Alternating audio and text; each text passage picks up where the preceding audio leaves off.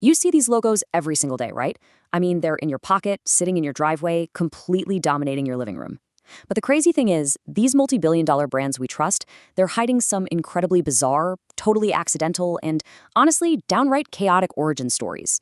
We're talking global empires built on sheer spite, temporary placeholder names that literally took over the world, and tech giants that secretly make most of their money doing something completely different. So, if you think you know the companies that shape our modern world, well, prepare to have your perspective entirely shifted. Let's get right into it. Okay, so think about the world's largest social network for a second. Facebook. That iconic blue interface is instantly recognizable to, well, billions of people across the globe. But here's the kicker. That wasn't the result of some massive, multi-million-dollar psychological color study by branding experts. No focus groups, nothing like that. It all comes down to the vision of literally one guy. Mark Zuckerberg is actually red-green colorblind. Years ago, he took an online test, realized he couldn't see those colors clearly, and later told a reporter that blue is just the richest color for him. He can see, quote, all of blue. It's a fascinating butterfly effect, isn't it? That one simple personal biological fact completely dictated the digital environment and daily aesthetic for over 3 billion people worldwide. Okay, let's dive into this whole accidental branding thing a little deeper because it's a legendary piece of Silicon Valley lore. Imagine a humble 12 by 18-foot wooden shed in Palo Alto, California. Back in 1938, two college buddies, Bill Hewlett and Dave Packard, started working in this exact spot with just $538 in working capital. But when they made their partnership official on January 1st, 1939, they had a huge dilemma. Whose name goes first? Did they hire a fancy branding agency? Absolutely not. They literally just flipped a coin. Bill won the toss, and the multi-billion-dollar tech empire Hewlett-Packard was born. Just think about that. If that coin had landed differently, every single one of us would be typing on PH laptops today. Now, speaking of naming things, think about how often you pair a device and tap that little Bluetooth button without a second thought.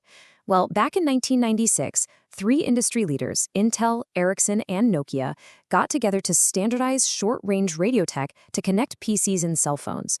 Jim Kardak over at Intel pitched a temporary codename, Bluetooth, and he named it after King Harold Bluetooth Gormson. He was a 10th century Viking king famous for uniting Scandinavia and for having a highly visible, dead, dark blue-gray tooth. Yeah. Kardak figured this new tech would unite the industries just like King Harold united his kingdom.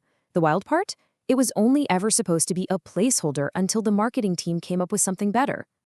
Oh, and you know that iconic geometric bee logo you tap on your phone every day? It's not actually a bee at all. It is a bind rune. It merges the ancient Scandinavian runes for King Harold's initials, Hoggle and Bjarkan. See, when it was time to actually launch, the top choice for the real product name was PAN, for Personal Area Networking, but a quick search showed that was already taken. The runner-up was Radio Wire, but getting a full trademark search done would have taken way too long before the launch date. So Bluetooth just kind of became the only choice by default. It's brilliant. It just goes to show how a temporary, kind of bizarre fix can accidentally become a permanent global standard.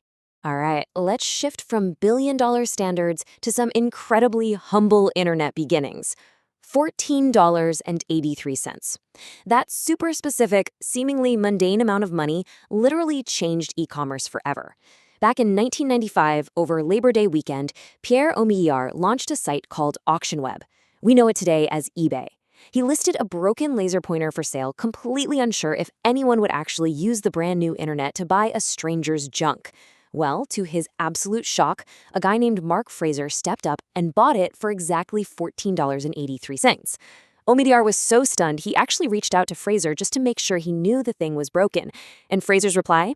He said he was, in fact, a collector of broken laser pointers. No joke. That single, highly specific transaction proved the concept of the site, paving the way for the massive online marketplace we use today. But you know, sometimes global brands aren't born out of happy accidents. Sometimes they're born out of pure, unadulterated spite. Think about Lamborghini. Today, the name is completely synonymous with high-end, powerful, aesthetically stunning sports cars. But originally, Ferruccio Lamborghini was a very successful manufacturer of tractors. Since he had some money, he owned a Ferrari. But he was incredibly unhappy with the clutch. So he took his complaints straight to Enzo Ferrari, the founder himself. And Enzo essentially insulted him. He told Ferruccio he didn't know anything about sports cars and should just stick to driving his tractors. Well, Ferruccio was absolutely furious. Right then and there, he decided to build his own sports car, literally just to show Enzo Ferrari up. That one heated, ego-driven argument birthed one of the most iconic luxury car brands in history. Now, to be fair, not every pivot is quite a Lamborghini-level success. In fact, some of the most famous brands have completely buried their bizarre side projects. Take Apple, for example. Today, you think sleek, minimalist, polished design. But back in 1986, a year after Steve Jobs had left the company, the CEO at the time, John Sculley, decided the tech giant should venture into fashion. Yeah, fashion. They launched the Apple Collection, an exclusively mail-order clothing line featuring extremely 80s oversized sweatshirts, popped collar polos, and caps, all plastered with that vintage rainbow Apple logo and funky retro fonts. And because Apple stores weren't a thing yet, you literally had to order these out of a catalog. Unsurprisingly, this tech apparel crossover didn't exactly resonate with consumers back then, and the entire line was quietly discontinued. But if we're handing out prizes for unexpected pivots, Samsung absolutely takes the cake. They actually started out as a humble noodle and grocery trading company way back in the 1930s. Today, of course, we know them for sleek smartphones, semiconductors, and the massive TVs sitting in our living rooms. But there's a much heavier side to their product catalog. A sister company called Samsung Techwin co-developed something called the SGR-A1 Sentry Gun with Korea University. This is a literal AI-powered weapon system equipped with cameras, rangefinders, and a machine gun designed to automatically track and identify targets. And they are actually deployed in the highly militarized Korean demilitarized zone. So yeah, the exact same conglomerate that makes your smart fridge also manufactures autonomous military hardware. Pretty wild. And honestly, Samsung isn't the only one with a wild double life. Look at Volkswagen. Known worldwide for their engineering and cars, right? Well, they've actually been making currywurst sausages for over 43 years at their main factory in Wolfsburg, Germany. Get this, in 2015, they sold 5.8 million cars, but a staggering 7.2 million sausages. They literally sell more sausages than cars. Then you have Porsche. In 2017, they set up a massive bee farm with 1.5 million bees to help combat Germany's bee shortage, and now they sell jars of their own honey. And Peugeot? The French automaker was originally a flour mill, and they started making highly regarded pepper mills in the 1840s, decades before they ever built their first car. The crazy part? They still make them today, carrying the exact same brand name and logo. Now, what's really interesting about this next piece of data is how it completely shatters our perception of another tech giant, Sony. When you hear Sony, you instantly think PlayStation, high-end digital cameras, noise-canceling headphones. But Sony is a massive, sprawling conglomerate, and their corporate profits tell a totally different story. A whopping 63% of their profit actually comes from life insurance. Life insurance. In fact, at the time this data was captured, Sony's famous electronics division wasn't even profitable. Yet, leadership flat-out refused to sell it off, with a former CEO stating that electronics are fundamentally in, quote, Sony's DNA. So, financially speaking, Sony is essentially a massive life insurance company that just happens to make really cool electronics on the side as a passion project. Corporate history is packed with these massive surprises, but man, is it also full of monumental miscalculations. Just let this number sink in for a moment. $50 million.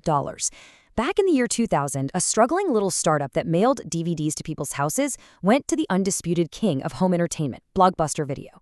The startup offered to sell themselves to Blockbuster for exactly $50 million, and Blockbuster executives literally laughed them out of the room. They thought the business model was a total joke. Well, that startup was Netflix. It perfectly echoes another massive blunder from just a year earlier, in 1999, when Google's founders tried to sell their newly created search engine to Excite for just $1 million. They were entirely rejected. Today, Excite is largely forgotten, Blockbuster has a single store left on Earth, and Google and Netflix completely revolutionized global media. So, as we've seen throughout this explainer, the corporate world is much stranger, way pettier, and far more accidental than those slick marketing campaigns would ever have you believe. From flipping coins in sheds to honoring ancient Viking kings to car companies outselling their own vehicles with sausages, it's wild. These companies are living, breathing entities that are constantly shifting, pivoting, and sometimes failing spectacularly right behind the scenes. So I'll leave you with this thought. Look around your room right now. What bizarre, secret side hustles are the brands you trust secretly operating today? And which of their hidden projects is going to completely define our future? Keep questioning the world around you, and we'll catch you in the next explainer.